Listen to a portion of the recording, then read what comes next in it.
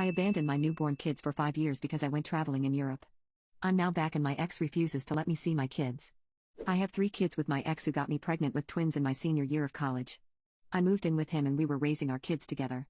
14 months after giving birth to the boys, I had a girl and fell into depression, realizing I desperately wanted to travel and leave everyone behind out of the blue. I decided then this is what I needed to get in the right mental state. I called my ex and told him I'm going to Europe for a couple of months. He was incensed and tried to talk me out of it. I explained this is what I needed to go back to being myself and be a better parent and partner. So I went. He called me the first couple of months and kept asking if I was coming back. Eventually he stopped calling. About 6 months in, my parents told me that he had filed to get full custody of the kids.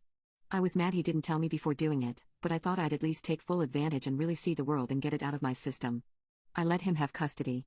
I traveled more for a little over 2 years and visited every continent.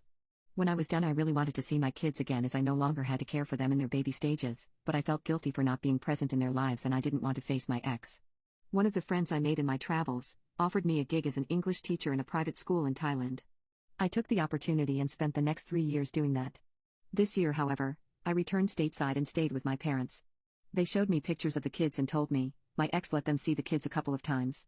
I then managed to get in touch with an old friend and asked if he knew how the kids were raised while I was gone. He said that they were raised by a wolf pack.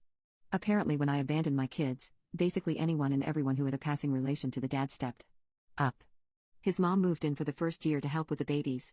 Neighbors, friends and relatives all donated or bought kids' stuff for them.